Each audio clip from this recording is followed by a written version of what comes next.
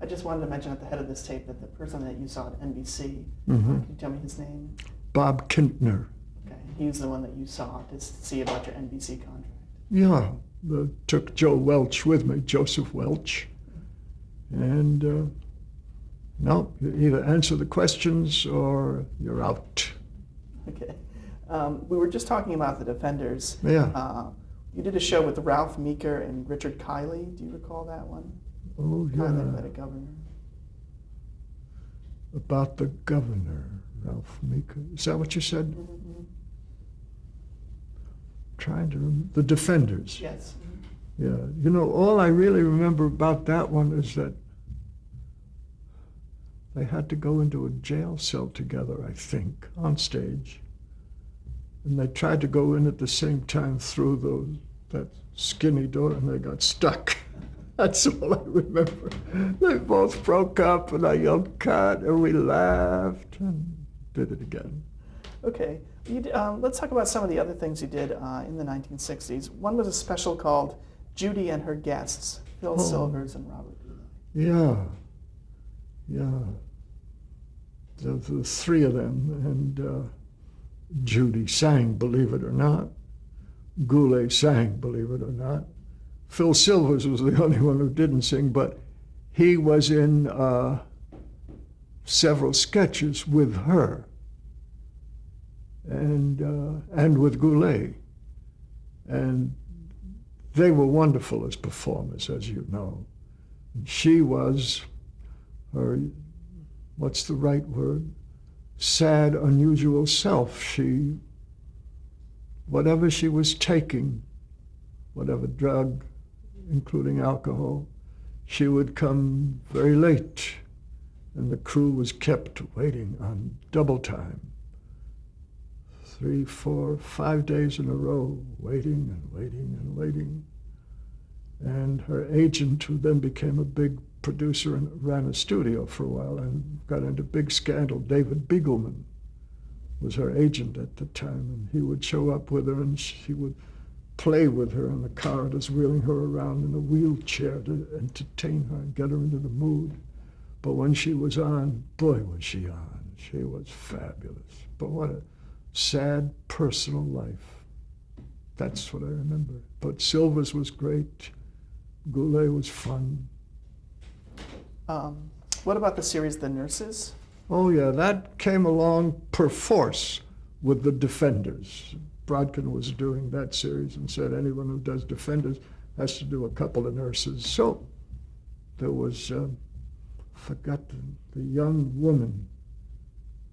There was an older nurse and a younger nurse. Wish I could remember her name because she had been with Balanchine's ballet company when I did The Nutcracker with Balanchine. And she played the young girl. And so we still know each other, and she developed unfortunate hip problems, so she can't really dance the way she used to. She was quite a good dancer with the New York City Ballet, Balanchine's company. But she does things for children, wonderful charity work with her dance company, and works with handicapped children, has them in wheelchairs doing choreography with them. She's terrific. What's her name? What about the Dinah Shore Chevy show? Oh, I did one, I think 2 Dinah Shore specials. She was terrific. She really was. I don't have to say much more about Dinah Shore. Okay. The Virginian? Oh, yeah. That was the first thing I did when I began to commute from New York City to direct stuff out west. There was, that famous series about the cowboy and so on, and that was funny. Fortunately, I had ridden a horse in Prospect Park, Brooklyn, so I knew a little bit about horses. I knew which side the cowboys had to get on. And there was a movie called The Meanest Man in the West that was made of a couple of Oh, how weird. That was somebody at Universal took, what's his name, Sam, the famous film director, Sam Fuller, took a Virginian he had done. Why he did a Virginian, I never know. took one of his Virginians, took one of my Virginians. Mine had Charles Bronson. His had, oh God, the man who starred in Cat Ballou, a famous actor also, Lee Marvin. They took these two episodes and made them as if they were brothers, and they never were in a scene together, never on film. They would shoot one guy saying something off camera left, they'd shoot the other guy saying something off camera right, and they put a movie together, and I found it in Rome, in Trastevere. Funny, the meanest man in the West. Was it Zena Bethune? Oh, Zena Bethune, that's who it was. Thank you back there. Yeah, she's wonderful. She's dedicated her life to helping handicapped children. What about Tarzan? Oh, Cy Weintraub of Panavision fame and stuff, big producer. He wanted me, we did a pilot with Arthur Godfrey based on Our Town, which he produced, hopefully to be a series, which never came to pass. But then he was producing the series Tarzan, which was shooting in and around the jungles outside of Rio de Janeiro. And he wanted me to do an episode or two, and I didn't want to do a Tarzan, Charles Dubin. But once he called and said, the episode I want you to do starts in 2 weeks. And I said, 2 weeks? That's carnival time. I said, I have to be in Rio for carnival. So I went and did a Tarzan, which didn't work for 5 days because of carnival. And there I was. So I did a Tarzan with Ron Ely. I don't know how he pronounces his name. Big Valley? Oh yeah, that was Barbara Stanwyck was the star. And it was a Western. She was wonderful. What a pro, really great. She knew all the lines and came in on time, quickest costume changer in the world. And she would drag the young ingenue, whose name I forget, who took her time changing. She would drag her out half-dressed, say, finish, let's go. That was Barbara Stanwyck. Cinderella? Oh yeah, thanks to Richard Rogers. Yeah, I did that with, Walter Pidgeon, Leslie Ann Warren was Cinderella. I got that through my agent. They had done one with the British star, not Roberts, Julie Andrews. And Richard Rogers was unhappy with that one. They had just done it, 57. He wanted to redo it and asked my agent, who was his agent, kind of, to get people directors, producers, to write how they would do Cinderella. So I wrote my proposal, and he said, that's the way I like. Old-fashioned was what I wanted to do, a simple old-fashioned fairy tale. So I got to do Cinderella with Leslie Ann Warren. She was fresh, just 18, just enough over the age of 18 to work in film. And she was wonderful. I saw her on a Broadway show and said, that's Cinderella. That's how that worked. So you cast her? Yeah. And Richard Rogers, what did he think of the final show?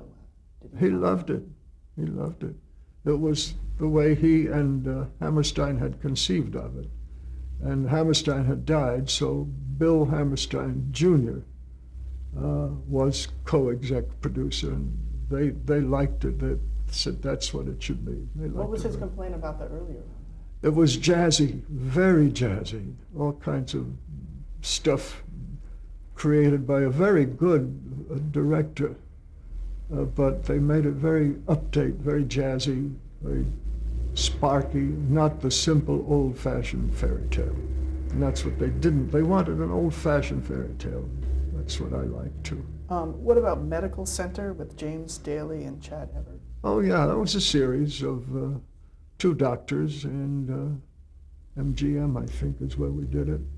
It was an interesting series about doctors and their problems, and in the case of Chad Everett, their romances. How did you come, around this time in the mid-60s, you moved to Los Angeles, and how did that come about? In New York City, episodic television was fading. Most of it was being done and had been transferred out here. And I didn't want to stay doing commercials. I wanted to be doing entertainment. So I said to the family, let's move, and it worked out. And how did it come about? Was there a series that you were... Oh yeah, The Road West, by odd coincidence of name, was a series I was offered 6 of, which was a guarantee of rent to be paid after the move, you know.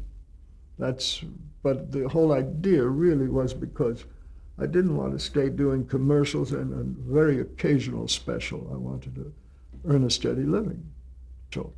Then you started to work on a series called Ironside. Can you tell me what that show was? Oh, that was Raymond Burr played a lawyer in a wheelchair. And he was a wonderful guy. I became good friends with him. And that came about after The Road West by the same producer, an exec producer. He was a detective and in a wheelchair because he was getting a little heavy at the time already. And he was a wonderful guy, a very good actor. I'd seen him in several things. You remember a movie called The Rear Window? He was the villain across the way, the killer. He was a good actor, and he, by the way, didn't want to learn lines. He was getting, not the word isn't lazy, but didn't want to work too hard. So the stage was always full of teleprompters, and he would always be, if you were the actor, he'd be looking there at the teleprompter. Did this unnerve the other actors? They were uncomfortable, but they had to do it. We all had to earn the living. Once he had a monologue where I wanted him to roll around, or whatever I wanted, I don't remember. And I said, would you mind for this one long page? I knew he could learn lines, I knew it. I'd been a fan of his for years. I said, would you mind that one speech, no teleprompters? He looked at me and said, 1. And I did it for, I don't know, 3 years or something. He did it. He could, but he didn't like it, I did. So the series was conceived for him being in the wheelchair? Yeah, he insisted. Uh-huh. Mm-hmm. But was there any comment about having a handicapped lead character in a series? Was that done before? No, there might have been some, but I don't remember any. Why do you think the show was so popular? It was a big hit. Raymond Burr. He was a big draw, always had been. And it was an interesting kind of detective plotting kind of thing. But he's a star, which means he has that funny thing called magnetism, which people want to see. Otherwise, they're not stars. And even though he was reading the teleprompters, could you tell watching the show? He was so good at it. No one ever would guess that he was reading his lines. You also did Hawaii Five-0. How did you come to work on that show? I think it was a producer who got me to do it, but I forget really how I got to do it, but that was great fun. And that was filmed in Hawaii? All in Hawaii.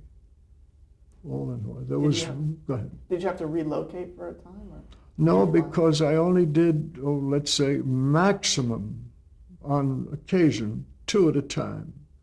But most of the time was just like 12 days over there, and with a couple of months in between, so I never did relocate.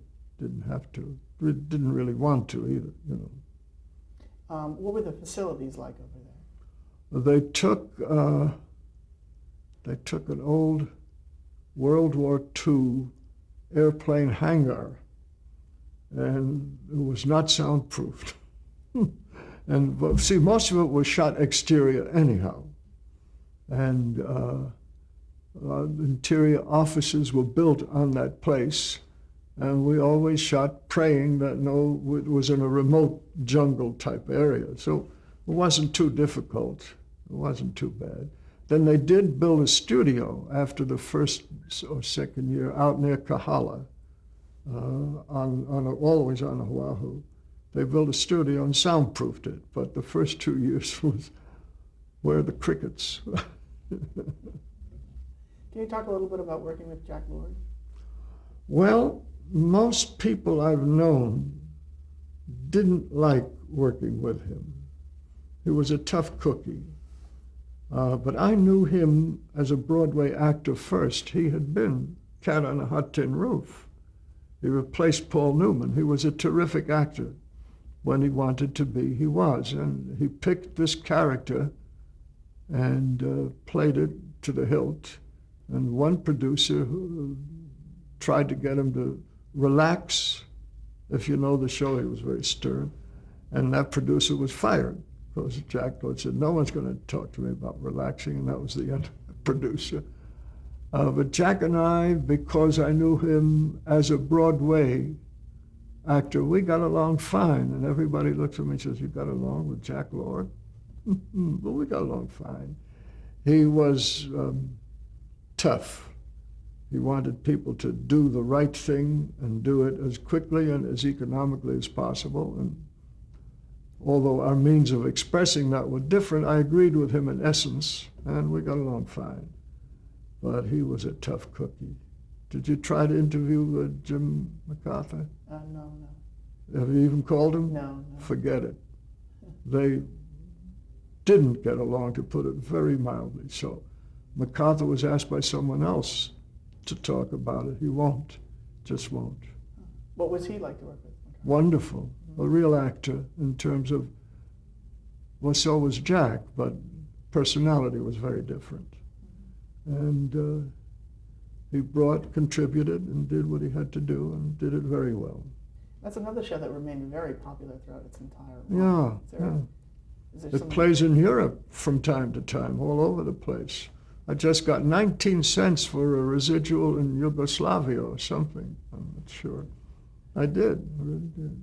Why do you think it was so popular? What was it about it? The strange as it may seem, I think first his interpretation of what a detective should be, and secondly, the goodwill always wins, which people obviously still like to see, contrary to so many of our movies, you know.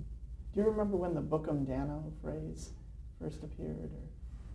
I don't remember when it first appeared. I know it was always used by Jack, but I don't remember how, when, and so on. Okay. I wasn't there I don't think, when it first made its way. Okay. There are very many episodes that you worked on, but one of them you got a DGA nomination. It was a three-parter called V for Vachon. Can you talk a little about that? It was grandfather, father, and son. Really the equivalent of mafia, but they made them into Portuguese thieves, if you will, in Hawaii. Couldn't do it. The Italians, would have been greatly disfavored.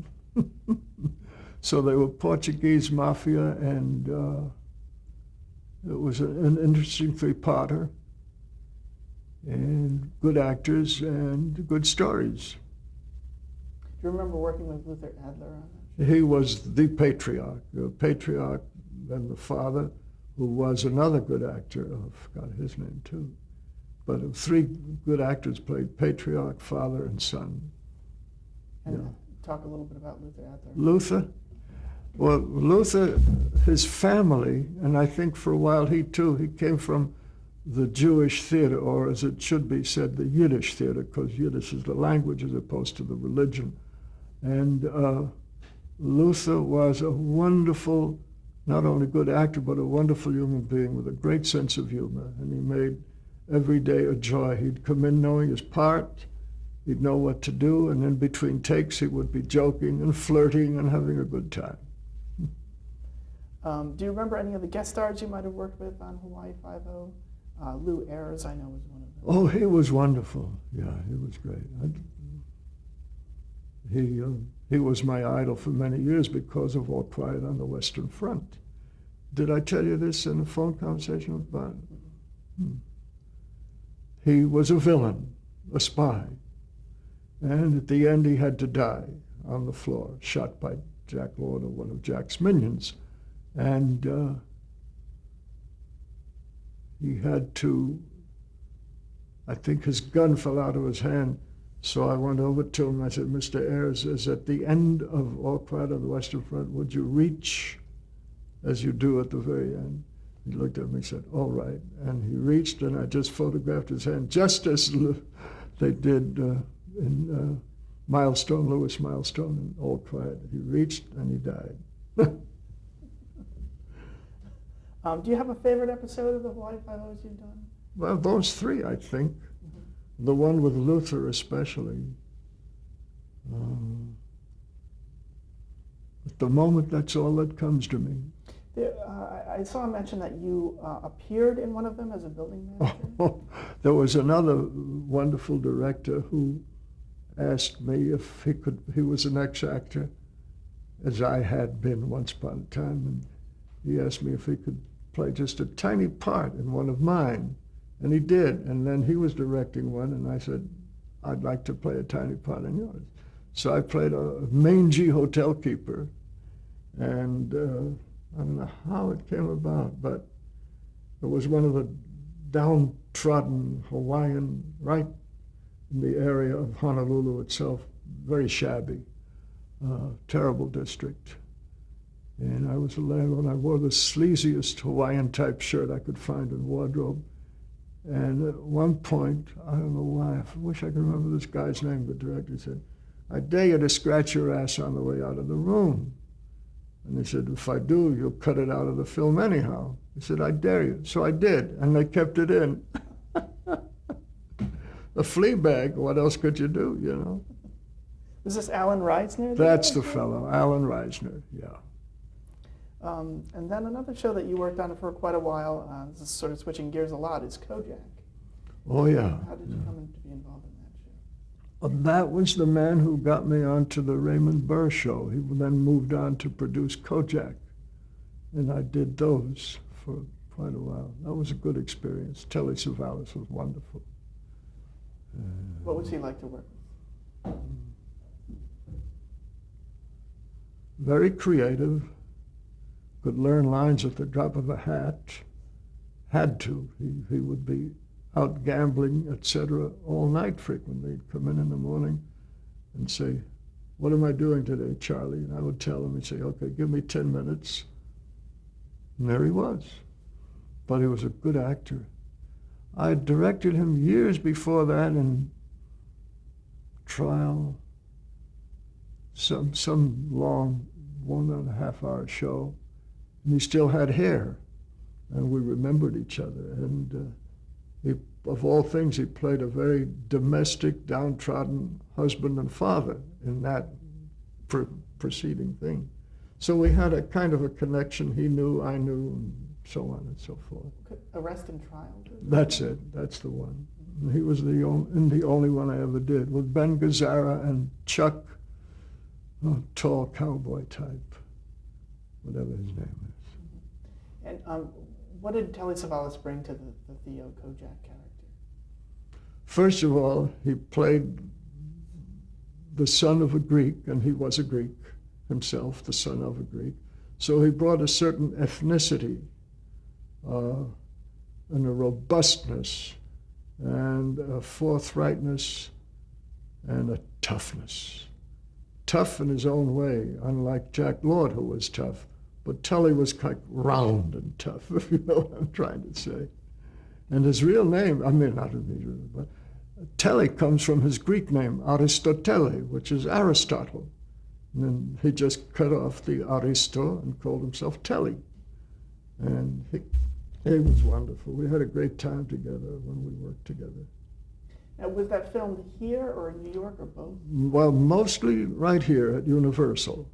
One season we went to New York, but it always looked like New York. There was one funny boo-boo. We did a taxi chase downtown in the area where the buildings are tall, and they looked like downtown New York to some degree. And we did a taxi that he was following. We panned with him, we panned with the taxi, and the taxi bumped into a wall and blew up into, boom. And in dailies, we're looking at this camera following the taxi, and there are 2 palm trees right smack where. So we had to reshoot that one setup, which took a half a day. Oh boy. No one ever saw the 2 palm trees. No. When it went to New York, were you shooting some of those? Oh, yeah, yeah. My hometown.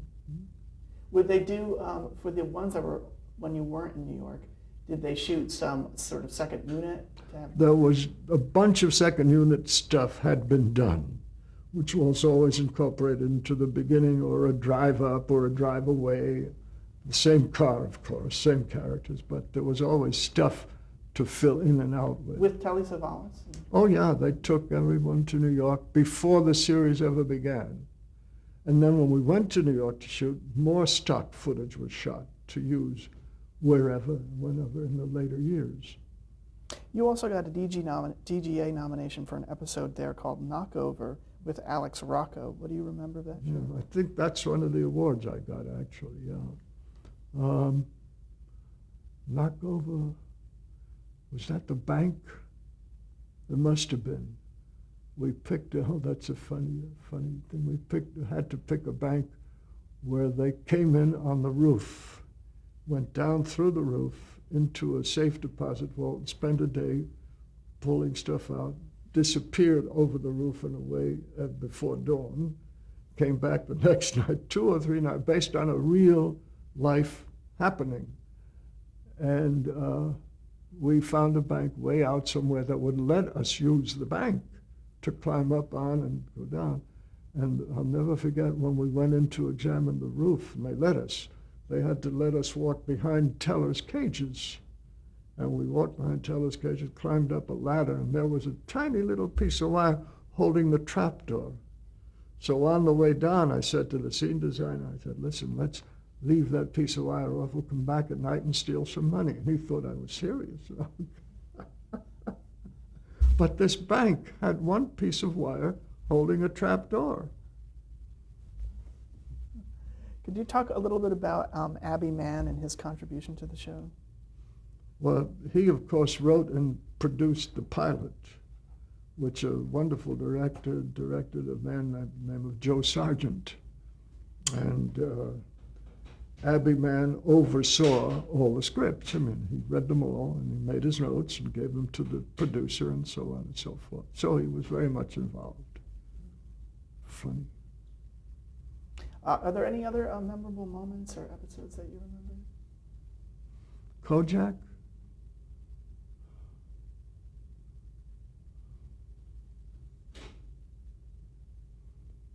No, but I loved working on it, especially when we worked in New York, because it was my hometown.